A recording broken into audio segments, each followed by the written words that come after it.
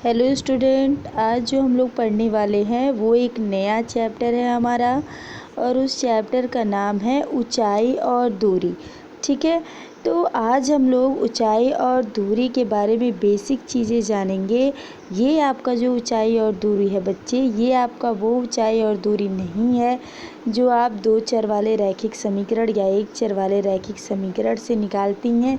ये आपका ऊंचाई और दूरी जो दिया गया है ये त्रिकोणमिति का है। ठीक है, तो यहाँ हम लोग त्रिकोणमिति टाइप के क्वेश्चंस को सॉल्व करेंगे। ठीक है, तो सबसे पहले हम जान लेते हैं ना कि इस ऊंचाई और दूरी में हमें कौन कौन सी चीज़ें पढ़नी है और कैसे क्वेश्चन को सॉल्व करने हैं। जब तक आपको ये सारी चीज़ें नहीं पता रहेंगी तब तक आप क्वेश्चन को सॉल्व नहीं कर पाएंगे। ठीक है, और ये जो टॉपिक है ये हमारा इम्पोर्टेंट टॉपिक है बच्चे। किसी भी चैप्टर का जो स्टार्टिंग होता है वो मोस्ट इम्पॉर्टेंट होता है, इसलिए क्योंकि वही जो होता है टॉपिक वही आपको पूरे चैप्टर का कॉन्सेप्ट देता है कि कैसे हमें चैप्टर्स को समझने हैं और कैसे क्वेश्चंस को सॉल्व करने हैं। ठीक है, तो देखिए हमने कुछ नोट में लिख रखा है, आप देखिए इसे। नोट में क्या दिया हुआ है कि ऊंचाई और दूरी से संबंधित प्रश्नों को हल करने के लिए दो कोणों का प्रयोग किया जाता है। यानी ऊंचाई और दूरी से संबंधित जब हम क्वेश्चन को सॉल्व करेंगे तो उसके लिए हमें दो कोणों की ज़रूरत पड़ेगी। कितने कोणों की ज़रूरत पड़ेगी? दो कोणों की। और ये दो कोण कौन कौन से हैं? तो ये कुछ अलग टाइप के कोण होते हैं। पहले हम इसको एक्सप्लेन कर रहे हैं, आप देखिए ये कौन कौन से कोण हैं। पहला जो कोण हमारा है वो उन्नयन कोण है। क्या है बच्चे?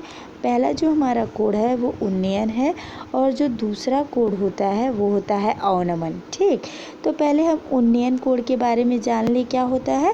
तो उन्नयन कोण को इंग्लिश में कहते हैं एंगल ऑफ एलिवेशन।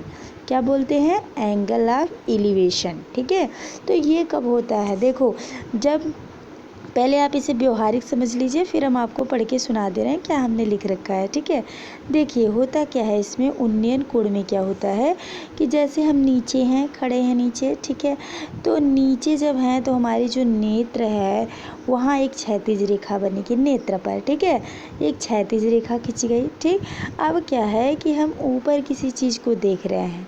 ठीक है, मान लो कोई एरोप्लेन है ऊपर उड़ रहा है, तो आप क्या कभी उसे देखोगी तो जब आप देखेंगी तो क्या होगा कि जो कोण बनेगा, हमारा नेत्र घूमेगा ना ऊपर की वस्तु को देखने के लिए नेत्र को घुमाना पड़ेगा कि नहीं घुमाना पड़ेगा।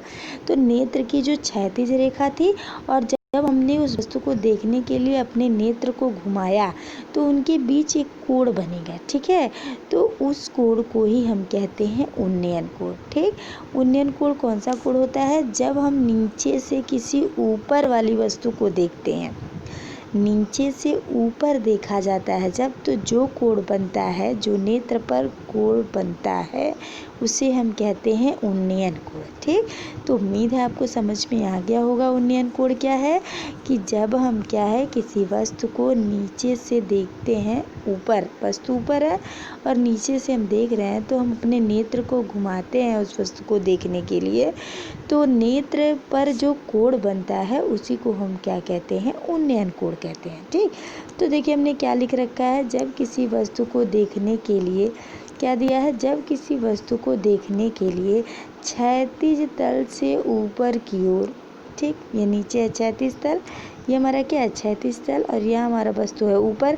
ठीक है, तो क्षैतिज तल से क्या कह रहा? ऊपर की ओर नेत्र को घुमाते हैं, तो हमने नेत्र को घुमाया। ठीक है, नेत्र को घुमा दिया ऐसे। ठीक, नेत्र को घुमाते हैं तो इस प्रकार क्या? इस प्रकार नेत्र पर बना कोण उन्नयन कोण कहलाता है। ठीक है, उन्नयन कोण को और किस नाम से जाना जाता है? तो उन्नयन कोण को उन्नतांश, कहीं कहीं क्वेश्चन में उन्नतांश लिखा रहेगा तो आपको कंफ्यूज नहीं होना है।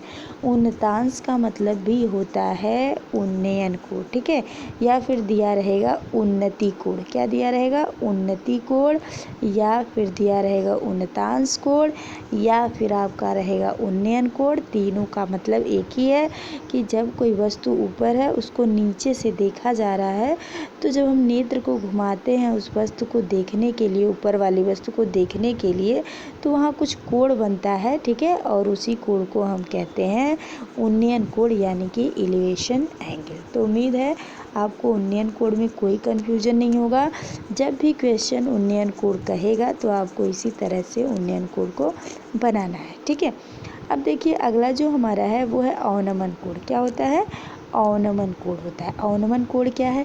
तो अवनमन कोण को कहते हैं इंग्लिश में एंगल ऑफ डिप्रेशन। क्या बोलते हैं? Angle of depression. ये क्या होता है? उसी का उल्टा। वहाँ क्या था? वस्तु ऊपर था, हम नीचे से देख रहे थे। अब क्या होगा कि वस्तु नीचे रहेगी, हम ऊपर से देखेंगे, ठीक है। जैसे छत से आप नीचे देख रही हैं कोई चीज़, ठीक है, कोई वस्तु है नीचे है तो आप छत से उसको देख रही हैं, तो वहाँ जो कोण बनेगा वो आपका अवनमन कोण बनेगा, ठीक है। तो देखिए अब यहाँ हम हैं, ऊपर हैं हम, तो हमारी क्षैतिज रेखा ये हो गई और वस्तु हमारी नीचे है, ठीक है। तो हम वस्तु को देखने के लिए अपने नेत्र को नीचे घुमा रहे हैं ना। तो यहाँ पे कोण बन रहा है, यहाँ जो कोण बन रहा है इसी को कहते हैं अवनमन कोण, ठीक है। तो जो अवनमन कोण बनता है उसको नीचे भी दिखा दिया जाता है, ऐसे डॉट डॉट करेंगे तो यहाँ भी कोण बनेगा, वो सेम कोण होगा। और ये देखो ये कैसा कोण है? ये आपका एकांतर कोण बनता है। कैसा कोण बनता है? एकांतर कोण बनता है और एकांतर कोण बराबर होते हैं, ठीक है।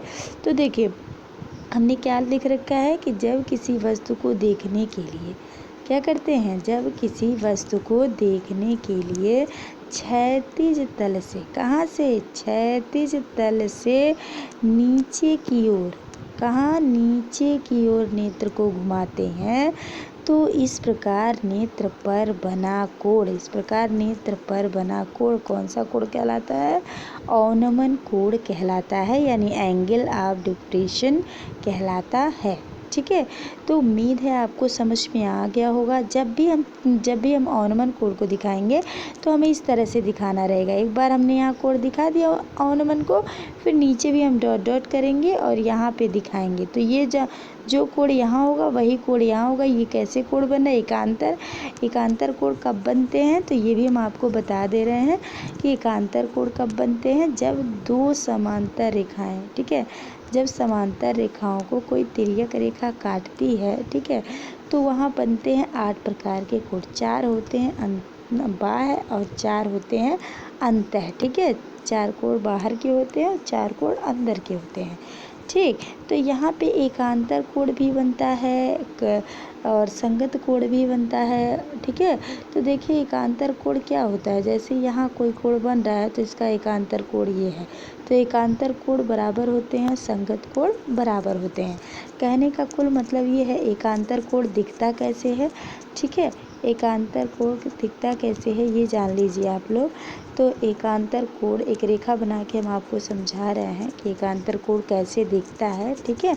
तो यहाँ देखिए मान लीजिए ऐसे है कोई एक रेखा, तो जब एकांतर कोण बनता है तो ऐसे होता है, एक कोण इधर रहता है एक कोण इधर, ये इसको कहते हैं एकांतर कोण, ठीक। अपोजिट रहेगा, ठीक है, एक इधर तो एक इधर। और संगत कोण क्या होता है कि दोनों एक ही साइड में रहेंगे। जैसे ये रेखा, तो यहाँ पे जो कोण बन रहा है यहाँ पे एक कोण बन रहा है, तो ये आपका कैसा कोण हो जाएगा? ये आपका संगत कोण हो जाएगा। समझ में आ रहा है कि नहीं आ रहा है? तो यही होता है संगत और यही होता है एकांतर। तो यहाँ जो बनता है अवनमन कोण में वो नीचे आपका एकांतर कोण बनता है और एकांतर कोण आपस में बराबर होते हैं। तो उम्मीद है आपको समझ में आ गया होगा, कोई प्रॉब्लम नहीं होगी। अगर फिर भी प्रॉब्लम रह जाती है तो आप ज़रूर कमेंट बॉक्स में बताइएगा, और अगर वीडियो में कोई प्रॉब्लम है तो भी आप बताइएगा कि सुधार कैसे किया जाए, ठीक है।